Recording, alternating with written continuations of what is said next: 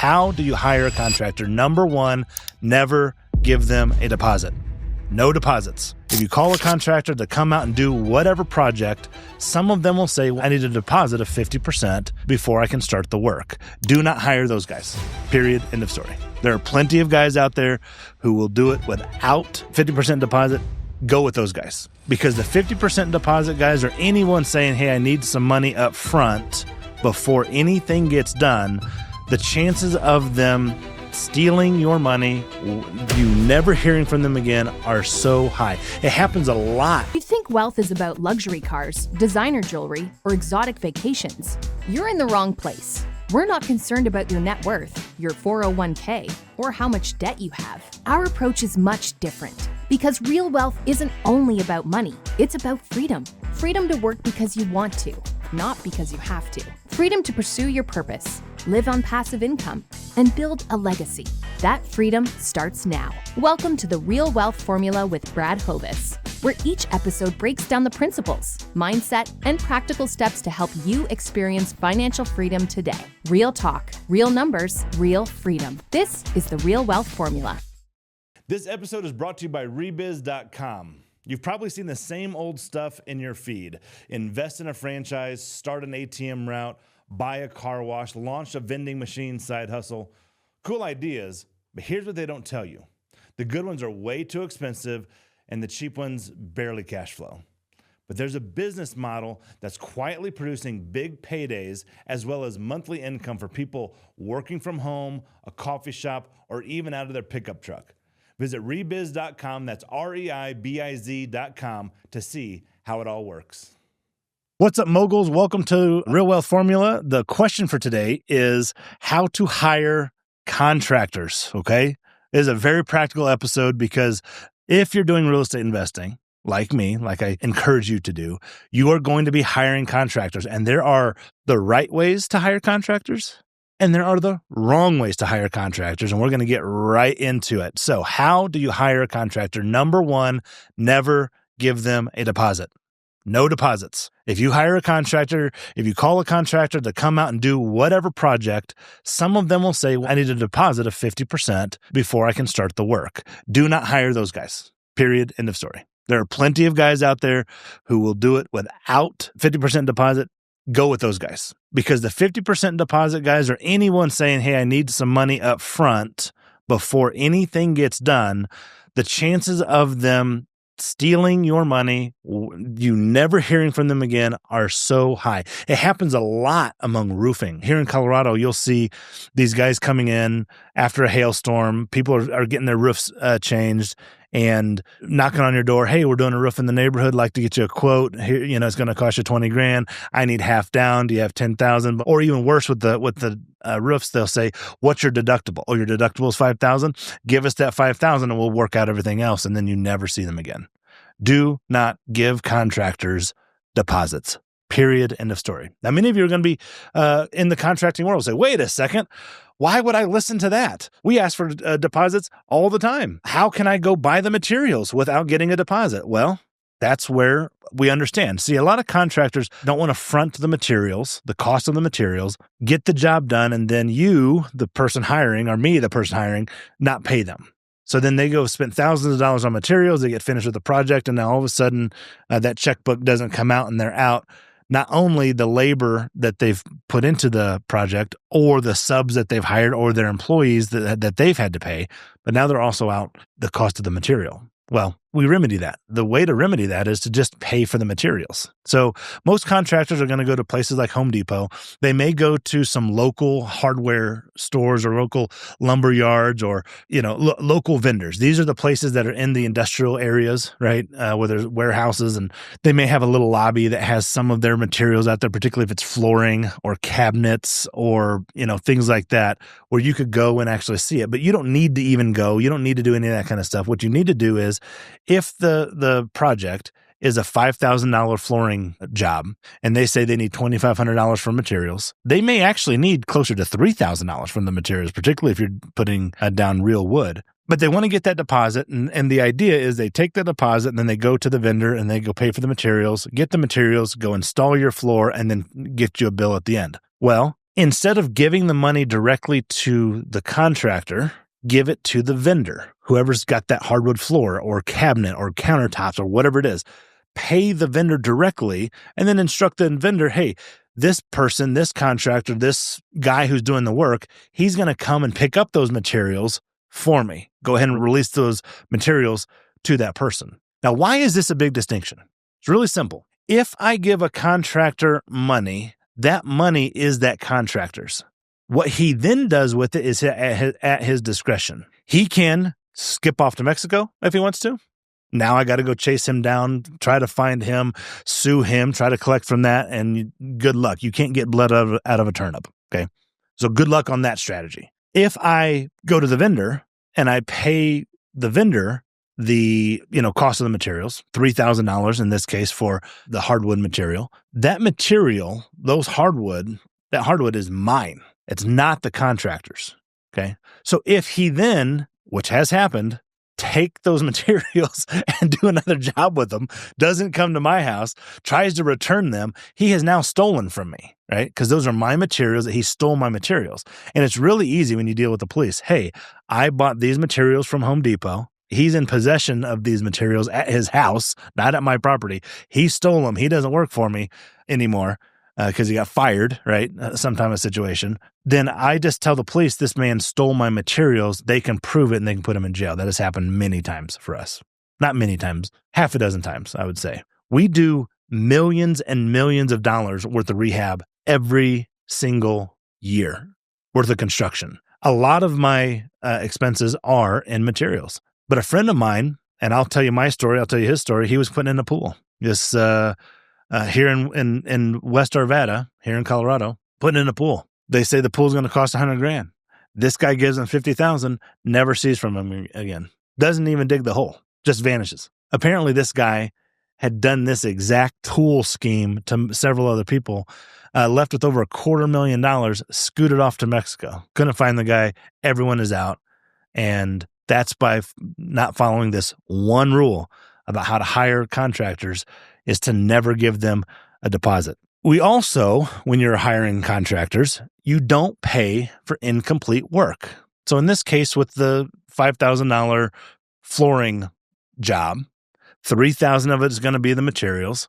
I bought the materials. He picked up the materials. He brought it to the house. He started doing one room, but he didn't finish the whole thing. Do not pay for incomplete work. Why? Because a contractor only cares about his next paycheck. Once you pay him, you'll never see him again.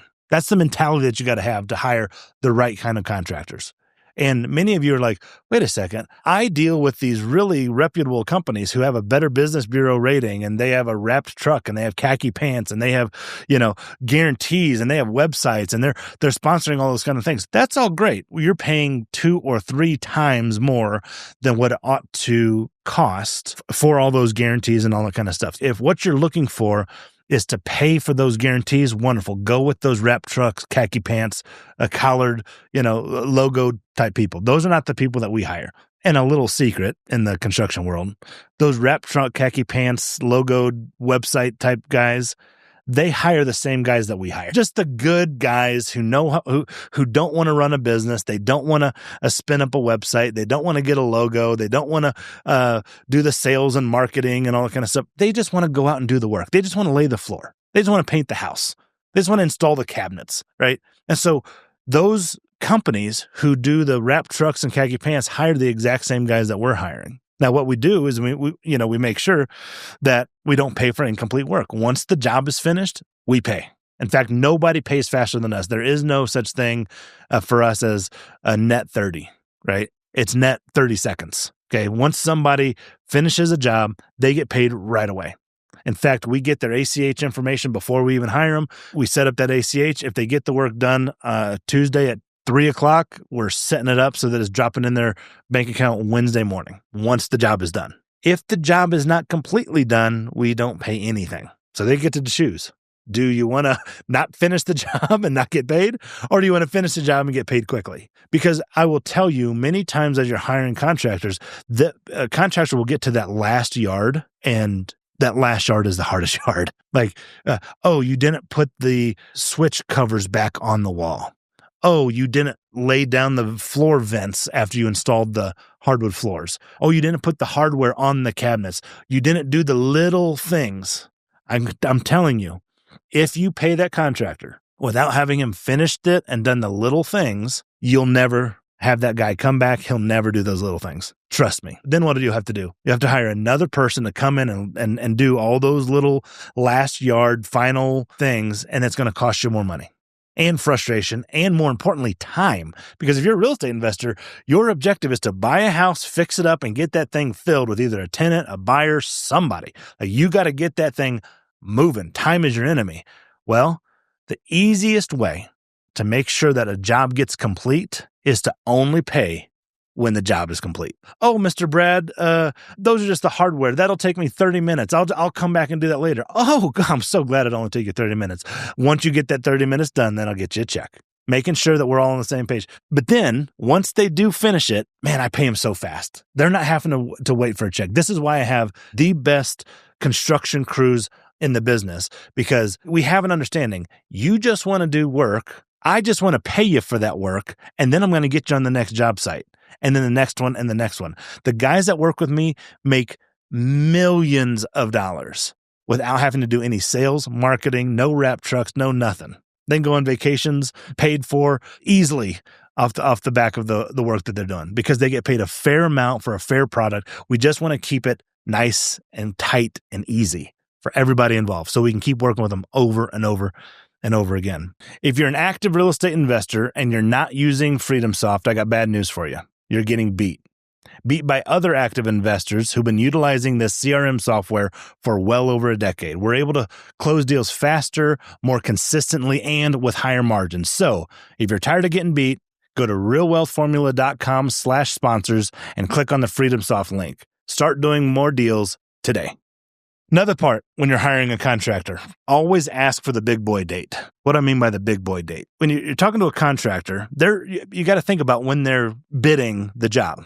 So you got a floor job.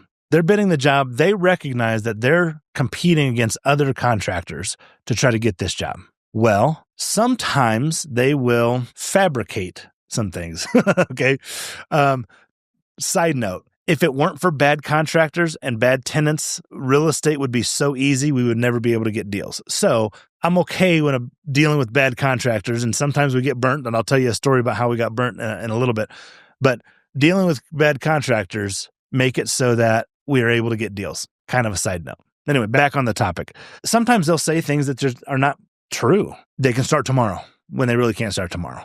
This will take one day when you know it's a 3 or 4 day project, right? Instead, I tell them, listen, give me the big boy dates.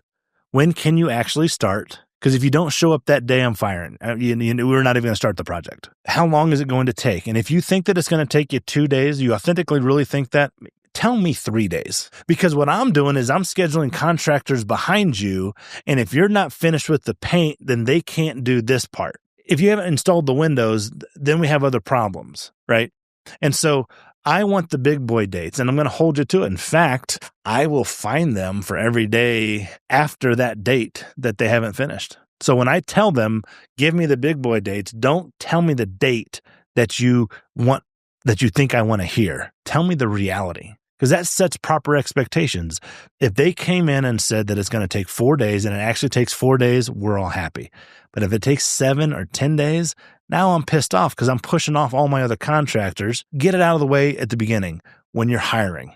When you're hiring, make sure that they're giving you the big boy date and ask for it. Listen, you can't tile this bathroom in 1 day. It's going to take a whole day for it just to set up. Then you got to regrout it. Then it's going to take you 3 days minimum to tile this bathroom, or whatever it might be. Another big thing that is so funny when you talk to contractors, draft a contract, okay? Yes, you should draft your own contract. We do. I use my own contract. I set out the rules. It's weird. I have a contract. I try to hire a contractor. You know what contractors don't like? They don't like contracts. It's weird, right? They just want to come in and do the work and get paid for it. But if we don't have a contract, we don't have the rules of engagement, right? See, good paper makes good friends. And so what I do is I draft a contract. It's really simple to understand. It's saying things like, you're going to start this date, you're going to end this date. If it's past there, you're getting fined $50 a day. If we go, I'll pay for the materials. You go to Home Depot. If you throw in Snickers bars and outside tools and other stuff that's not for this project, then that's fine. You can do that. I'm just going to deduct 3 times whatever that cost against the final bill. So you go buy a $200 Sawzall on a job that's a paint job, which you don't need a Sawzall for a paint job. Great. Then I'm going to deduct $600 for your final payment. If you need those tools, you got to talk to me. You got to communicate. You got to tell me. If it's part of the job, wonderful. We'll put it into the job. That's fine. Like in fact, I really like doing that because a lot of guys can't do jobs because they just don't have this special tool. And I say, hey, let's put it into the job, right? And you can keep it when you're done. If that receipt sneaks up a Snickers bar, that $2 Snickers bar just cost you $6 or whatever it might be. Now, I don't get that granular typically because I just tell it to them and it frightens them enough that they're not gonna try to get one over on me, right? And Home Depot is really good about that. They're like, no, we're not. They're at the pro desk. No, we're not going to add your Monster Energy drink into this thing. That's ridiculous. But get a contract. When we're going to start, when we're going to finish, I'm going to pay for the materials. What's the total bid for the whole job? This whole thing's going to cost $5,000. Great. If you can get the material for 2, you make 3. If you get it for 3,000, you make 2. Those are just clear rules of engagement as you're dealing with a contractor. That way there is no ambiguity. Also, another tip, I put a lien waiver right on my contract. I say by working with me, you waive the right to file a lien against me. Because here's the reality. And before you start feeling bad for people, bad for contractors, Brad, you're a bully. No, I'm not a bully. I'm not even close to a bully. They do call me boss. Jefe is what they call me. But I try to make it as fair as I can possibly be, right? Contractors and liens are in the favor of the contractor. If they go do a work, anything really, at your job and you don't pay them, they can file a lien against your property. They can then, in some states, start to foreclose against that lien. They can charge whatever interest rates typically they want to. So they could do a $2,000 job and charge 12% interest, 15% interest, whatever, and all of a sudden you're stuck with that accruing against your property. When you go to sell, you're going to have to pay this thing off. He may even force the sale by starting the foreclosure process if he's really that dead set on that. Contractors have this is why these videos are so stupid. You see these videos of contractors laying down concrete, the guy not paying them, and them coming and busting up the concrete. And I'm like, dude, any contractor, before you do that, call me. Because then you can assign that lien to me, and I'll pay you for that lien. Think about that. That's another easy way to make some money. Someone's got a $10,000 lien against a property. They don't know how to do all the rest of them. I'll give them a little bit, and then I'll go and foreclose on the house. Either way to get those are creative ways to go get some money, or shake them down. Right? I'll go pay $2,000 for that lien and say, hey, I'm starting the foreclosure process until you pay me my $10,000 plus interest. A lot of ways to skin a cat, but don't bust up the frickin' concrete. That's stupid. Contractors have a bunch of rights. They have a bunch of rules that are well established in the law that are in their favor. And so I got to tell you a story about a deposit thief that when we first got into Memphis, we started doing deals in Memphis in 2016. This was a guy, and I don't do this anyway, but this is a guy who told me I can do it all. I can paint, I can do floor, I can do cabinets, I can do HVAC, I can do it all. The reality is that is not the case. Most people who can do it all are rehabbing the houses for themselves, or they really do a bad job in one of those disciplines. We don't do it that way anymore. We're not hiring that one guy who can do it all anymore. We hire the painter to paint. We hire the floor guy to floor, the cabinet guy, the countertop. We're like, these are specialized people. They're in, they're out, they're done. They're faster, cheaper, less headaches. It's the easiest way to do it, particularly from our perspective. This was a guy who said, I can do it all. This job, he gave me the price. It was an amazing price. I had a budget of $30,000. He said he can get it done for $20,000. Oh yeah. I'm going to make some money on this. All I need, Brad, is $10,000 to get things started. 50% down. I go, oh man, I can't give you 50% down. What happens if you go away or whatever? He goes, fine, Brad, just give me the amount for the materials. Well, how much the material is going to cost? $6,000. Okay, I can do this house, and this house. So I hired him for 3 houses. They were basically identical with the rehab that needed to be done to them. The construction needed to be done to them. The bids were exactly the same. He said $6,000, $6,000, $6,000 for the materials for each. I gave him 3 checks for $6,000 a piece for each property, $18,000. And I said, I'll meet you at the job. to hand you the check so that they know you show up. So he showed up the very first day, him, his crew, everybody on all three of these houses. They were right next to each other. Two were next door and one was literally just down the road, like a block away. You could see the houses from each other. So I could see all of these construction projects. He shows up. I'll give you the check. That's why I wrote three checks. I gave you the check for each house. His crews, he's got all these people showing up. Man, it looks like great. It looks like a real construction site. I hand him the checks. This is 8:00 in the morning. I go look at other houses, other deals that we're buying. I come back by about 10:30, 11 o'clock. Nobody's there. Not a soul. They didn't even, these houses were boarded up. They didn't even take the boarded up stuff off. Quite literally, I handed him the check. All these guys that are waiting around, gone. Nobody's there. Hey, Tony, that's his name. Hey, Tony, what's going on? Where are you at? Oh, we'll be there tomorrow. I show up tomorrow. Not there. I'll be there the next day. Not there. Nobody's there. Not there. Boom, boom, boom. This goes on for about 2 weeks. Because here's what happens. When you don't follow these principles, you get held hostage by a contractor. Oh, it's terrible. You get held hostage by these guys. Well, eventually I had to fire him. Hey, you're out. You owe me $18,000. Right? Now, the one thing that I did, which was really smart, was I took a picture of his driver's license before I hired him. So I at least knew where he lived. I knew that kind of stuff. He's like, man, he had all these excuses. This guy died. One of these contractors, his buddy, the guy he's hiring, died between the time he showed up at 8:00 in the morning and 11 o'clock that first day. Just completely died, right?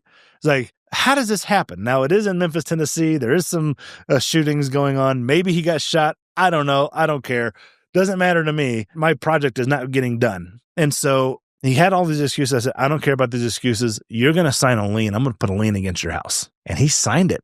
Isn't that crazy? I convinced him to do that. I can't believe he did it. So I signed up, put a lien against his personal house. I said, well, where's all the money? It's only been 2 weeks. That money is long gone. He spent it, all $18,000, couple of days. So I put a lien against his house. A couple years later, I got noticed that he was being foreclosed by the bank. So the bank is foreclosing. And I go and, in fact, now that I'm thinking about it, the putting a lien against his house was his idea. That wasn't even my brilliant idea. I was like, oh, yeah, that makes sense. I'll get the equity out of this guy's house.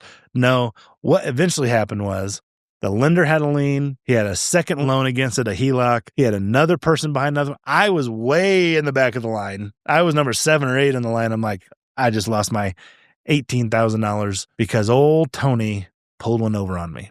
Had I just followed the very first piece of advice that I just gave you, no deposits, pay the vendor, none of this would have ever happened because you can't go to the casino with 2x4s. You can go with cash that I give to him in the form of a deposit, which is likely what he did, went to the casino, blew it all, and now is playing catch up. Had I just paid for the material, I would have recognized that he had no intention of fixing up this house to begin with. He literally was just trying to get the deposits.